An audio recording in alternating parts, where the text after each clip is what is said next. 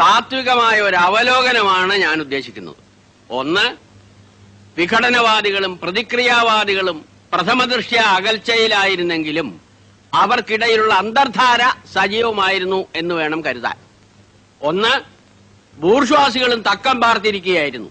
അങ്ങനെയാണ് തെരഞ്ഞെടുപ്പ് നമുക്ക് പ്രതികൂലമായി ഭവിച്ചത്. അതാണ് പ്രശ്നം. മനസ്സിലായില്ല. അതായത് വർഗാധിപത്യവും കൊളോണിയലിസ്റ്റ് ചിന്താസരണികളും റാഡിക്കലായിട്ടുള്ള ഒരു മാറ്റമല്ല. ഇപ്പൊ മനസ്സിലായോ എന്തുകൊണ്ട് നമ്മൾ തോറ്റു എന്നുള്ളത്? ലളിതമായിട്ട് പറഞ്ഞാൽ എന്താ, ഈ പ്രതിക്രിയാവാദകവും കൊളോണിയലിസവും എന്നൊക്കെ പറഞ്ഞ് വെറുതെ കൺഫ്യൂഷൻ ഉണ്ടാക്കുന്നതിന്. ഉത്തമം ഉണ്ടാതിരിക്കും. സ്റ്റഡി ക്ലാസ്സിലൊന്നും കൃത്യമായി വരാത്തതുകൊണ്ടാണ് നിനക്കൊന്നും മനസ്സിലാവാത്തത്. കോട്ടപ്പള്ളിക്ക് മനസ്സിലായോ? എങ്കിലും ഒന്ന് പറഞ്ഞു തന്നാട്ടെ, നമ്മൾ എന്തുകൊണ്ട് തോറ്റു?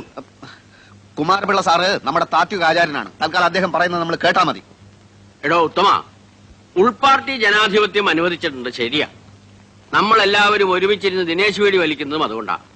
എന്നുവെച്ച് പാർട്ടിയിലെ ബുദ്ധിജീവികളെ ചോദ്യം ചെയ്യരുത്. മനസ്സിലായോ?